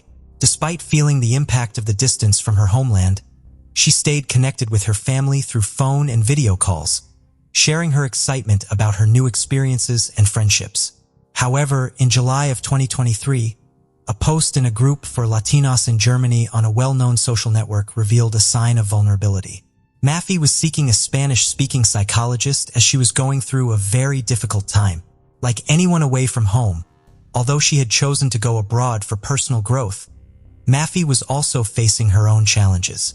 Despite new friendships and adventures in Germany, she began to feel a deep longing for her home, family, and culture. Mafe's life took a dark turn on Saturday, July 22, 2023. Although she had planned to attend the annual LGBTQ community celebration in Berlin, she decided at the last moment to stay in her apartment to work on an academic project. This wasn't out of character for her, as she had always been very responsible, especially when it came to her studies. Despite the odor of the celebration, she chose to fulfill her duties. Just before noon, Mafe spoke with her family in Mexico. The conversation was like any other day, but it turned out to be their last. After this seemingly normal interaction, Mafe left her room in the student residence in Treptow-Köpenick, disappearing without a trace. The following Sunday was unusually quiet from Mafe's end, which seemed strange to her family. They thought she might be busy or resting, but as the hours passed and she didn't respond to her family's regular calls, their worry increased. They tried to remain calm and ward off dark thoughts, but anxiety started to take over. Finally, on Monday, July 24th, concern turned into action and Mafe's family contacted the authorities at the student residences to request they check on her apartment to ensure everything was all right. The state in which they found Mafe's room turned into a perplexing mystery. First and foremost, Mafe was not there, and bizarrely, her cell phone was left on her bed, while the door to the inner courtyard was left open. These details were utterly enigmatic and led the residence administrators to alert the authorities, resulting in an immediate and extensive search. The European University of Applied Sciences, aware of the gravity of the situation, offered its support to the family and closely collaborated with the authorities in the search for Mafe. Through a statement, One of her teachers expressed the academic community's dismay of the student's disappearance and highlighted the coordinated efforts to find her. Concern peaked on July 25th when Maffei's parents, Javier and Carolina, traveled to Berlin, marking the start of an international search. The authorities issued a missing person notice, requesting any information that could shed light on her whereabouts. Although the police considered the possibility that Maffei might be facing emotional vulnerabilities, this theory was discredited by her friends and family, who emphasized that she had seemed happy and normal in the days leading up to her disappearance. Maffei's image, disseminated through a social media account created by her parents named Find Maffei Berlin, depicted a 24-year-old woman, approximately 1.53, weighing 48 kilograms, with long brown hair and tattoos decorating her arms. 3 days into an intense mobilization led by Maffei's family, the Mexican embassy in Germany announced its full involvement in the case.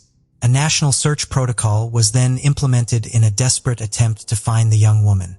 The Mexican ambassador in Germany used his personal social media account to express his distress and urged empathy and generosity towards those who are far from their loved ones, striving to excel in an environment with a different language and customs than those of their childhood. On July 26th, consular authorities announced the implementation of the protection protocol known as Search for Nationals. This protocol involved coordination between the Mexican and German authorities, aiming to cross-check information from hospitals, schools, and even morgues with testimonials, persons of interest, and security camera footage. However, nothing seemed to yield results. The search intensified on July 27th when the police began to explore canals and ponds in the region. Equipped with search dogs and divers, the search operations unfolded on multiple fronts, and civil society volunteer groups organized through social media to search for Maffei on streets and in public squares. They distributed flyers and pamphlets with Maffei's image and details, leaving notices in wooded areas and urban spaces alike. Meanwhile, a poster with Maffei's image was shared on social media and spread throughout Berlin, thus multiplying the efforts to find her. As the mobilized public continued their relentless search, additional snippets of information were shared online. According to those close to the young woman, Maffei's room appeared to have been rummaged through before the authorities' arrival. While the police did not confirm this detail, Maffei's father Javier shared in an interview that his daughter lived in a ground-floor apartment with a balcony facing the street, and the door to her apartment was inexplicably open. 5 days since Maffei left her apartment, despite the lack of concrete information, the family maintained their optimism and hope. Her father pointed out that they believed the young woman was still in Berlin, as they had not been informed by the authorities whether her passport was among her belongings. On the same day, the family issued a statement thanking Maffei's university and the organized civil society for their support. While they shared their gratitude, they underscored the importance of keeping certain aspects of the case confidential to avoid hindering the investigation. Javier revealed that his daughter had plans to move to Spain in the coming days to meet up with her boyfriend, a young man she had recently met and with whom she was starting a relationship. The boyfriend's solidarity was demonstrated by his travel from Spain to Berlin to contribute to the search for Maffei. Despite the efforts, on July 31st, the Berlin police reported that they had still not obtained any relevant information that could reveal Maffei's whereabouts, who had now been missing for 9 days. Up to that point, the collected evidence had not shed light on her location and uncertainties still prevailed. On the same day, Mexican president announced his intention to seek help from his German counterpart to collaborate in the search for Maffei. Days passed slowly as Maffei's family fought to bring visibility to the case of their missing daughter, participating in various interviews to shed light on the baffling situation. In a conversation with a renowned Mexican journalist, Javier, Maria Fernanda's father, shared the challenges they had encountered in the search. He explained that in Germany, due to personal data protection laws, cameras are not allowed to film public places, complicating the tracking of clues. He also revealed the small size of the missing persons department in Germany and how the detective in charge of the case in Berlin faced an overwhelming task. Regarding the Mexican authorities, Javier shared that they had received support and had been offered psychological assistance. The Mexican authorities referred to the case as atypical due to the time elapsed and the circumstances surrounding the disappearance. He added that the family was working on issuing a yellow notice through Interpol, hoping to extend the search beyond the borders of Germany and Mexico. Despite the many tears shed, he said they maintained strength and a positive attitude in their quest to find their daughter amid the difficulties and uncertainty surrounding the case. Desperation and uncertainty lingered as the days passed without news of Mafi. On August 3rd, following exhaustive searches and without encouraging results, Interpol issued a yellow notice for her location practically worldwide. Although authorities considered it unlikely that she had left Germany or the Schengen area, this measure reflected the determination to find her. On Friday, August 4th, a spokesperson for the Berlin police shared in an interview with local media that they had verified her possible whereabouts and were closely following up on the received information. However, the lack of details left everyone in suspense. While the Berlin police had gathered up to 120 clues about Mafi's disappearance, concrete evidence that could lead to her exact location remained elusive. Meanwhile, on Saturday, August 5th, the young woman's parents organized a solidarity event in front of the Mexican embassy in Berlin. About 200 young Berliners, dressed in white and carrying lit candles and messages of encouragement, gathered to keep the search alive and show their support for the family. In the midst of this emotional scene, the feared news arrived in the early afternoon. Mafi's lifeless body had been found floating in a canal in Berlin. The search for Maria Fernanda Sanchez had come to a tragic end. Heartbroken, her loved ones confirmed the tragic outcome. Despite the search efforts and the maintained hope, the reality was unrelenting. It was revealed that the student's body had been found by a person walking across a bridge. Although authorities had previously searched the area with divers, it was later explained that the canal was extensive and its waters had hidden the tragic secret. The community gathered in mourning and solidarity, but also to demand answers. The search took a dark turn as it entered a new phase, determining the circumstances surrounding the young woman's death.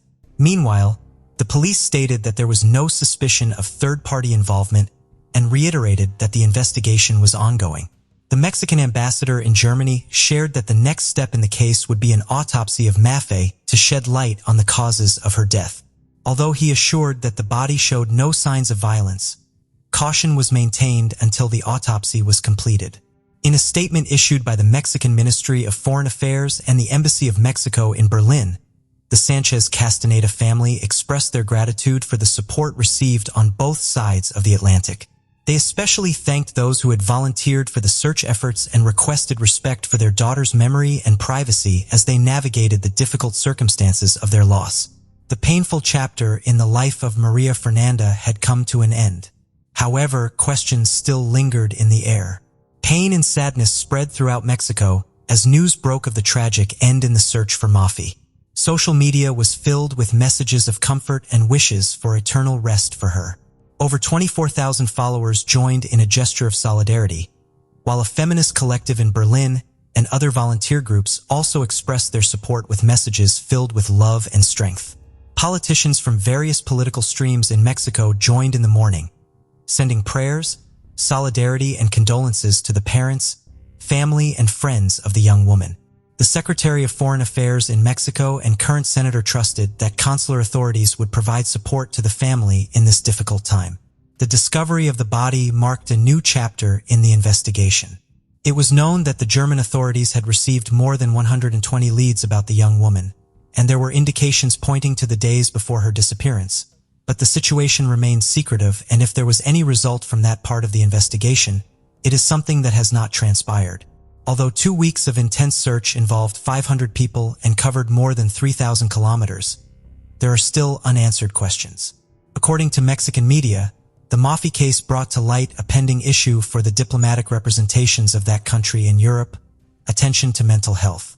The debate that opened highlighted that adapting to new cultural codes, discrimination, lack of support networks, and insecurity could deeply affect young people seeking a life abroad.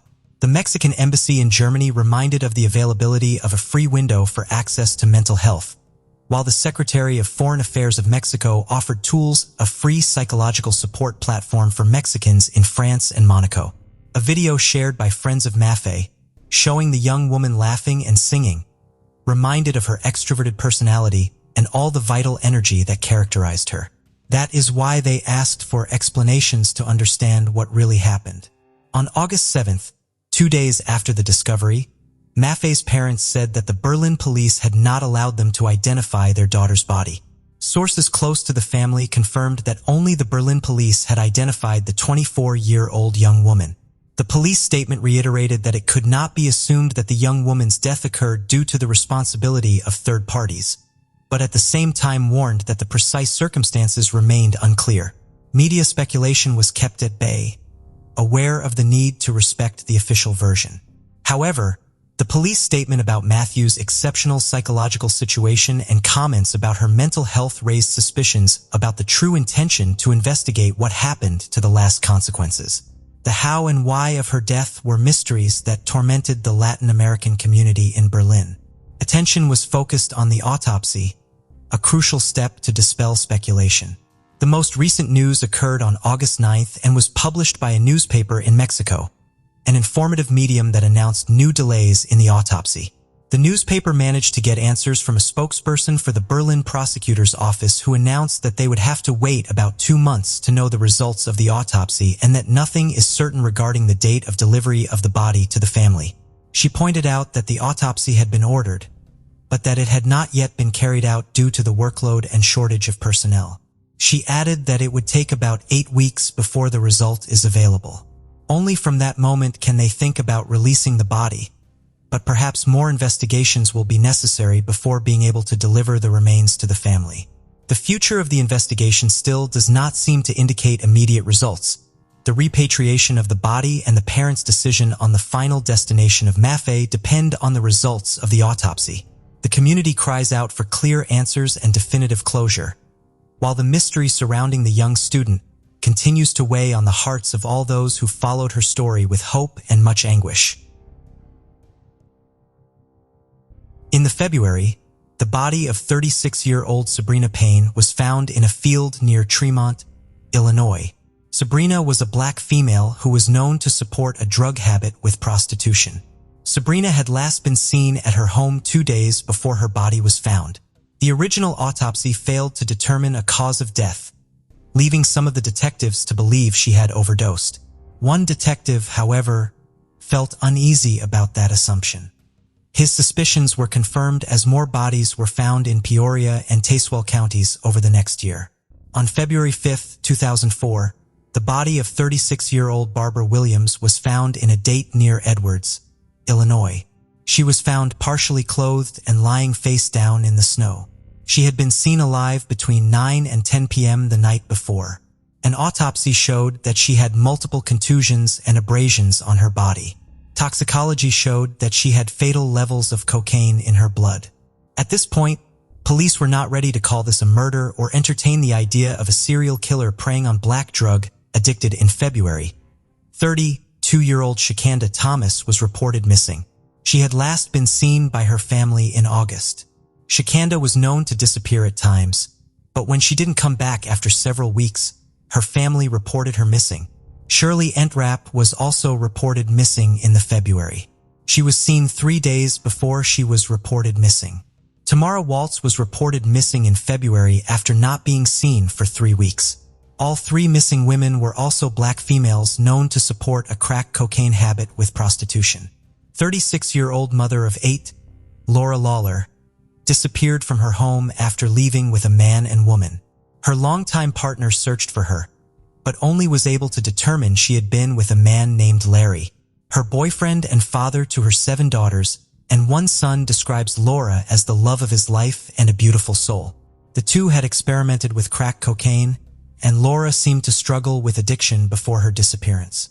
On September 25, 2004, Linda Neal was found on King Road in Tazewell County. She was found nude along the side of the road. Linda, like the other women, was known to be part of the drug scene in Peoria. At this point, police had determined there was likely a serial killer stalking black females in the Peoria area. A task force was formed, which one detective states would have occurred much quicker if the victims had been white females. While police desperately searched for the killer, they kept a close eye on women in the community at risk. Despite their efforts, on October 15, 2004, Brenda Irving's body was found in a ditch near Farmington.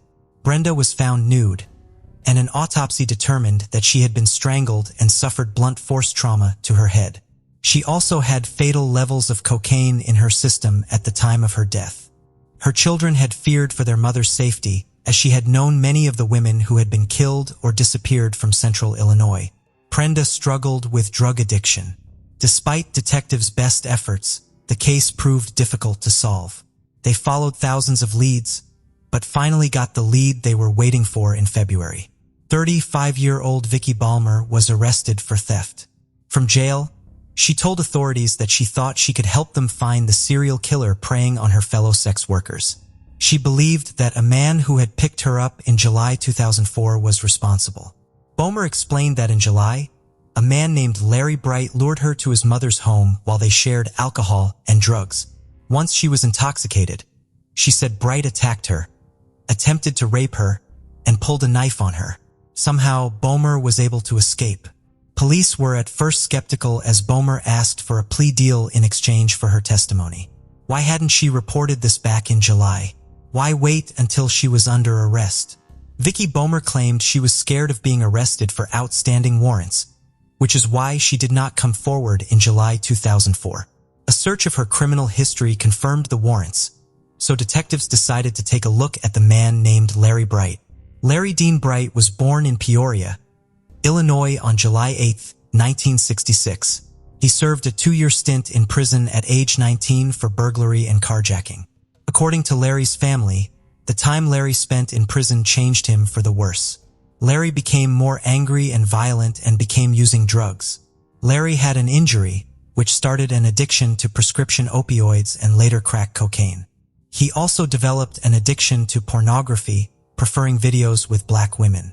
Larry lived with his mother in a tiny guest house behind her home. Larry enjoyed gardening, creating a beautiful garden bed of flowers for his mother. When the police arrived at Larry's home following the tip, they noticed the beautiful flowers in the garden. Larry was placed under arrest for the unlawful restraint of Vicki. They questioned Larry about the murders, but he denied having any information about the murdered and missing women. Throughout the interview, Larry smoked several cigarettes. Detectives planned to take one of the cigarette butts and test it for DNA, but Larry ate them before leaving the interrogation room. Larry declined to gift DNA voluntarily. Police searched Larry Bright's home on January 20, 2005. The investigators dug up the garden, finding several small bone fragments and ashes that were later determined to be human. When the police questioned Larry again, they told him they were digging up his mother's flowers. At this point, Larry broke down and confessed to multiple murders. He even led investigators to the remains of some of his victims. Larry explained that around July 27, 2003, he picked up Sabrina Payne on the south side of Peoria. He drove her to his home, which he shared with his mother. He claimed the two drank and used cocaine before having consensual sex. Larry said he did not intend to tell Sabrina, but he became enraged, thinking Sabrina was trying to rip him off. He strangled her to death and dumped her body near the cornfield where she was found. Larry confessed to picking up Barbara Williams in February 2004. Again, he used drugs and alcohol with his victim. He stated that he once again lost control of his anger and killed Barbara. He claimed he caught Barbara stealing from him. He dumped her body along the road where she was found the next day. The prosecution believed that after the first two murders, Larry developed a bloodlust. At the time of his arrest, he said, "I knew them I would kill, the others I would pick up. I went out hunting." Larry also confessed to killing Laura Lawyer. He burned her body in his backyard burn pit, burying their remains in his mother's yard. He said he wanted to destroy the bodies to avoid getting caught. He confessed to killing Tamara Walls and burning her remains. Her jawbone was found in the backyard. He admitted to strangling, beating, and burning Shirley and Trapp. Shakonda Thomas had the same fate after being picked up by Larry Bright. He burned the woman and buried the ashes in the yard. Because of his attempts to creamy his victims, he was nicknamed the Bone Crusher.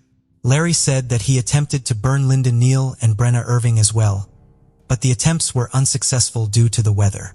He dunked both women along the side of the road. Larry was facing the death penalty following his January 2005 arrest. In an attempt to spare his mother the embarrassment of a trial and avoid the death penalty, Larry Bright pleaded guilty to 7 counts of first-degree murder and 1 count of drug-induced homicide on May 30, 2006. Bright's murders were not considered racially motivated, but detectives believe he was just attracted to black women. He is one of the very few serial killers who chooses victims outside of his race. Larry was sentenced to 7 life sentences without the possibility of parole to be served concurrently. He was also given an additional 30 years for the drug-induced homicide. As part of the plea deal, Larry will be required to serve 100% of his sentence with no parole consideration. Larry is currently housed at the Shawnee Correctional Center in Vienna, Illinois. He will spend the rest of his life behind bars, but that brings little peace to the families of his victims. The loved ones of Larry's victims want people to know that the women he killed were more than just drug addicts or prostitutes. They were people. They were mothers, daughters, sisters, and friends. The serial killer dentist of St. Louis, Clennon Engelman. Dr. Clennon Engelman was born on February 6, 1927 in St. Louis, Missouri. Dr. Engelman grew up on the south side of the city and felt a deep connection to his neighborhood.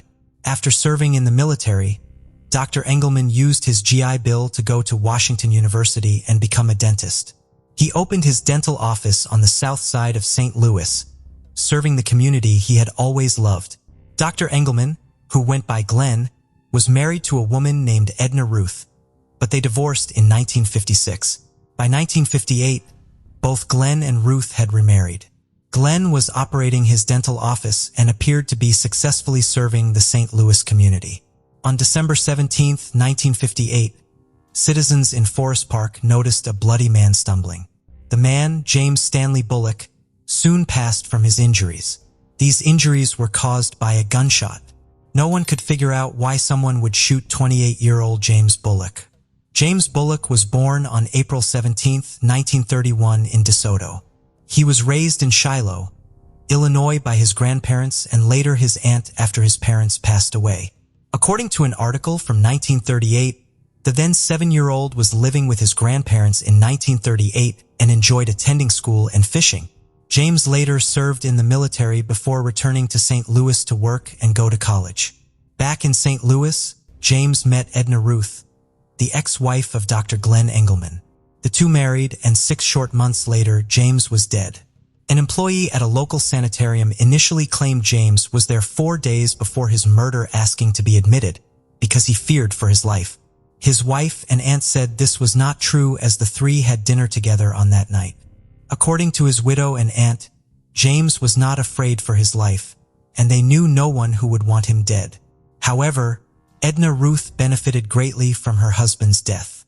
Ruth had life insurance policies totaling $64,088. While under questioning, Edna Ruth made several weird statements, including telling the police she was married before, but her husband did not know. Who was she married to? Her husband's dentist, Dr. Glenn Engelman. Edna Ruth had lied to James and his family and lied on the marriage application about being married before. Police questioned a local career criminal who was out on parole for an assault at the time of the shooting. They weren't able to tie him to the murder of James, but they did note he lived near Dr. Engelman's office. Dr. Engelman and Edna Ruth both refused to take a polygraph test and denied any involvement in the murder of James Bullock. Dr. Engelman's new wife, Ida, refused to be questioned by the police. A patient provided an alibi for Dr. Engelman. However, another witness said that they tried to find someone at the office around the time and the office was empty. Edna Ruth invested part of the funds she received after becoming a widow and a doctor. Been bored being a dentist, so he often ventured into other areas of business. This included buying a trike strip along with a partner, Eric Fry. Dr. Engelman had grown to be close friends with Eric and his wife Sandy. On September 26, 1963, Eric and Dr. Engelman were at the drag strip using dynamite to explode and then fill abandoned cisterns on the property. Eric was lying on his stomach near one of the cisterns when the dynamite exploded quicker than anticipated. Eric was killed instantly and found lying in the bottom of the cistern. Coroner H.D. Steinbeck ruled the death accidental. Mr. Frey's wife had an insurance policy on her husband, which she invested part of into Dr. Engelman's practice. Dr. Engelman divorced Ida and married his third wife, Ruth, in 1967. The couple shared a son, but Ruth heeded the close relationship her husband had with a young woman who worked in his office named Carmen Miranda. Dr. Engelman offered to train Carmen to be a dental assistant in his office. Edna felt uncomfortable with the flirting between the doctor and his young assistant. Dr. Engelman, however, claimed he was trying to help people in his community. He hired Carmen's brother, Nick, as well at one point. Ruth was relieved when Carmen met a married man named Peter Home. Just a few months later, however, Carmen and Eric were walking in a rural area in Pacific, Missouri. The couple were exploring an area known to have caves and scenic paths. A shot suddenly fired, hitting Peter in the head. Peter died instantly, and a hysterically Carmen flagged down the help. Nearby, police found an X on a tree made with tape. The area was familiar to locals as a hunting area, and police believed that the shot was accidental. Police believe someone was target shooting at the axe and accidentally struck Mr. Home. Carmen had a significant amount of life insurance on her husband, totaling $60,000. This is equivalent to around $300,000 in 2024. Dr. Engelman and Ruth divorced soon after, at which time Dr. Engelman married young Carmen, whom he had known since she was a small child. His son lived with Edna, his ex-wife. Despite being married to Carmen, Dr. Engelman and Ruth still met regularly for sex. Dr. Engelman had extramarital affairs, which included previous affairs with Carmen, Ruth, and even Sandy Fry, the wife of his business associate Eric Fry, who was killed by dynamite. Another of Dr. Engelman's affairs was with a patient named Barbara Boyle. On November 3, 1977, someone pretending to be from the farm girl walked up to the farmhouse owned by Arthur and Vernita Gueswell in Illinois. Soon after entering the home, the elderly couple were attacked, and both were shot in the head. The wealthy couple left $340,000 to their son, Ronald Gueswell. Guess who Ronald Gueswell was married to? Barbara Boyle. On April 4, 1979, less than 2 years after the murder of his parents, Ronald Gueswell was found dead inside his car outside a hotel in East St. Louis, Illinois. The man had been beaten and shot to death. He had been missing for 4 days when his body was found. Following her husband's murder, Barbara collected his inheritance in addition to several life insurance policies. The equivalent sum of money today would be nearly $1,700,000. Guess who she cut to? Dr. Clennon Engelman. Following the murder of Marmal Gueswell, authorities were starting to notice the trend of connected deaths to Dr. Engelman. His patients and community, however, only saw a generous man committed to helping his community and its citizens. Dr. Engelman was not the greatest dentist, however. He often did a sloppy job of making casts for dentures and dental appliances, requiring the work to have to be redone by the dental lab several times. His business was struggling, however, and he soon found himself in debt with a dental lab owned by Sophie Barrera. Sophie Barrera owned a South St. Louis dental laboratory and had grown tired of waiting for Dr. Engelman to pay up by 1980. She filed a lawsuit against the doctor that was said to go to court just a few days after Sophie was murdered. On January 14, 1980, Sophie entered her vehicle in South St. Louis. Shortly after, the vehicle exploded. Police found remnants of a bomb under her charred vehicle. Sophie had told her son before she was in fear of being killed. She believed Dr. Glenn Engelman was dangerous. Dr. Engelman was questioned for 3 hours and then released. Police were certain he was responsible for Sophie's death, but they had to prove it. The public also wondered if the bombing was related to another bombing in the area that was carried out between two mob families fighting for control over St. Louis's labor unions. The evidence indicated, however, that this was not a mob hit. The number one suspect was the man who owed Sophie $15,000. Dr. Engelman had to be stopped, but the police weren't sure how to do it. Detectives soon began having conversations with Dr. Engelman's ex-wife and mother of his son, Ruth. Ruth told police nothing at first, but eventually started to talk. She explained that Dr. Engelman often bragged about killing people. He told her that he had a superpower: he was able to kill without remorse. He had admitted to killing Eric Fry, Peter Home, and the Cuswell family. It was his side hustle, killing for profit. Ruth agreed to help the police, but none of her testimony could be used in court because Dr. Engelman confessed to her while the two were still married. He was protected by spousal privilege. Ruth decided to wear a wire, however, and met up with Dr. Engelman to exchange their son and sometimes just to socialize. They were still having a sexual relationship despite Dr. Engelman's marriage to Carmen. She tried to get Dr. Engelman to confess to Arkin by asking to write questions. He didn't seem to take the bait at first, and Ruth feared he would kill her next. Ruth suggested police plant a bug in her bedroom and she would invite the dentist over for sex. Dr. Engelman was suspicious, however, and did not say anything that could lead to his arrest.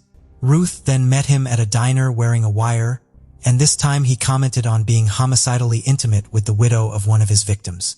He admitted to the murders in great detail, providing just what police needed for an arrest. He explained that he found murder more sexually satisfying than sex. His ex-wife was given a new life in the witness protection program.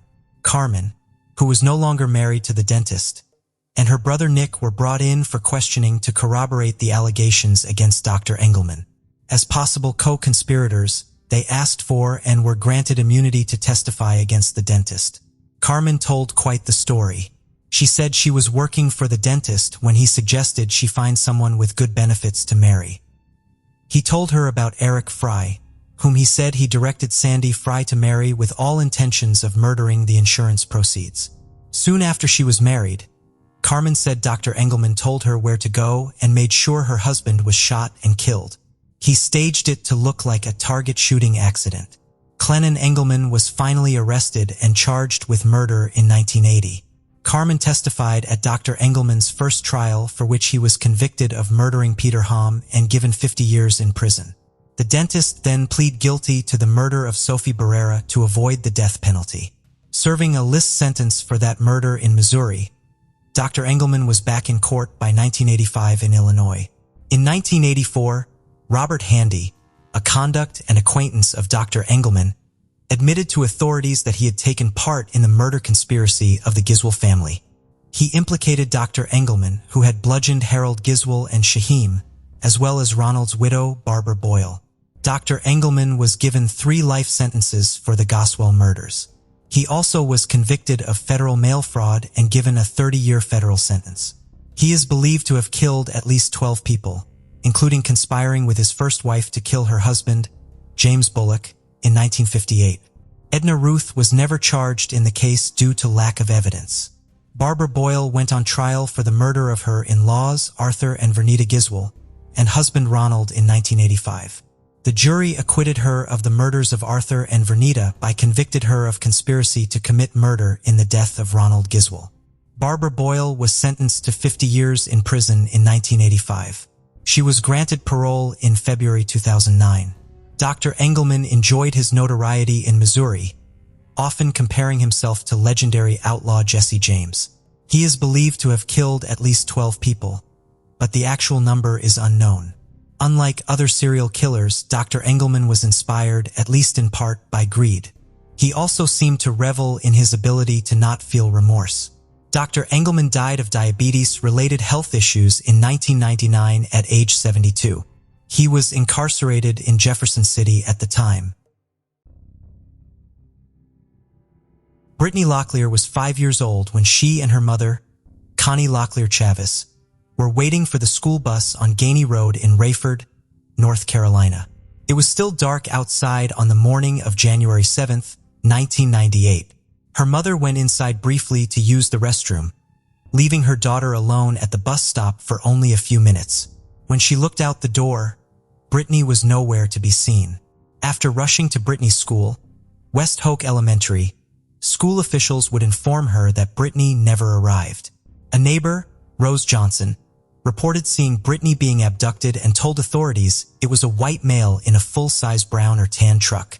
The neighbor told law enforcement that the pickup had slammed on the brakes and wheeled into the driveway at 2023 Guys Loop near the Bowmore community. A man got out of the driver's side, grabbed Brittany, and sped away. While neighbors insisted it was a white man in a brown pickup truck, Authorities said they were unsure of the color and other details. Over 500 people would join the search for the missing child, and her clothing and backpack would be discovered the same day. Tragically, one day later, on January 8th, the day after her disappearance, a search party would find Brittany's naked body in a drainage ditch off Ryan McBride Road about 3 miles from the family's home. She had been raped and drowned to death. Investigators would release a warning looking for a brown truck, and residents from across the region started calling in tips. So much that they started piling up. However, they didn't have the manpower or equipment to take this many calls and were basically unprepared. By the time the FBI gave the detectives software to manage the crime tips, calls had already started to taper off. Jay Tilley with the State Bureau of Investigation stated, "We know there was info that came in that we didn't follow up on." The family said the sheriff at the time, Jim Davis, had tried to intimidate them into confessing to Brittany's death. They said he even tried to pin her death on Brittany's step-grandfather, James Stevens, even going as far as to show him half-naked photos of Brittany. Brittany's mom, Connie, would accuse Jim of using the case to help his election campaign. In 2001, voters would vote in Hubert Peterkin instead of Jim Davis, making this the third sheriff to take over the case. In February, investigators thought they had a break in the case when they arrested Fort Bragg firefighter Keith Douglas Laundrie for bank robbery. Upon cleaning out his locker at the fire station, they would discover a photo of Brittany from a newspaper clipping, which investigators thought was strange. However, when they tested his DNA, it did not match the DNA found at the crime scene. A reward is being offered for information in Brittany's case, and her parents have both been cleared of involvement. Child molesters within a 50-mile radius of Brittany's home were also questioned, but the interviews provided no leads. Brittany was called Little Brittany by her teachers and classmates because she was the smallest and youngest child in her class. She hugged just about everybody. Her mother said she liked going to church and to school and wanted to become a pilot when she grew up. Her family still seeks answers in this case. As of today, there have been over 17,000 leads, 92 agents, and over 9,100 work to solve this mystery, but the case remains unsolved. On the morning of September 20th, 2001, 33-year-old Angela Wayland Hudson walked her 2 children to the bus stop in Pelham, North Carolina. When her children returned home from school that day, Angela was not at home, and they were told by their stepfather that their mother claimed to have something she needed to do and left the home on foot. Angela never returned and was never seen again. Even though there was a history of abuse in their marriage, since there was never any evidence of a crime, not much has been done by law enforcement to find Angela. She lived in a rural area, and the only place within walking distance was a small convenience store, but she left her car behind. Angela had filed for a divorce and went missing on the same day as her second scheduled meeting with her divorce attorney. She had gotten a restraining order against Robert, but as Robert was a cabinet maker and his workshop was attached to the Hudson home, the judge allowed him to be at the workshop during working hours without being in violation of the order. Angela and her children had planned on having an aunt and a cousin over for dinner, and they had been trying to get in touch with Angela but couldn't because her phone wasn't working. They went ahead over to Angela's home and discovered she was gone. They found half-prepared food laying out on the counter and table. She had been cutting up meat and veggies, and it was all left laying out unfinished. Her car, purse, jewelry, eyeglasses, and medication were still at the home. The following day, her family went back to the house to get her and the children's belongings. When they arrived, her husband's adult son was at the house and stated that his dad had to go out of town, so he wasn't there. Strangely, the son would only allow the family in certain parts of the home. A detective said Robert was asked to take a polygraph test twice but refused, and none of the 4 acres of property or vehicles were ever searched. Angela was initially considered a runaway, which was strange with the history of abuse in the relationship. There are a lot of unanswered questions, such as why Robert wouldn't take the polygraph test and why his son refused to allow family in certain parts of the home. Particularly, the son kept the family away from a huge freezer in the house and the father's workshop. Her family described her as a devoted mother who would have never left her children without someone to care for them, not even during a flare-up of her by bipolar disorder. Robert was not the children's father, and he did not want to support them. This happened in February 2001 when missing persons with bipolar disorder were not taken as seriously as other missing persons cases. Her family describes her as a very private person who kept things to herself, and they stated she always had a pattern of getting involved in abusive relationships. As of today, her case remains unsolved. Thank you for joining us on this journey into the depths of unsolved mysteries. Cold cases not only challenge our understanding of the past, but also ignite our curiosity and determination for answers. Remember to subscribe to stay updated on our latest investigations. And if you have any information regarding the cases we've covered, don't hesitate to reach out. Together, we can shed light on the shadows of the past and bring closure to those who seek it. Until next time, stay vigilant, stay curious, and never stop seeking the truth.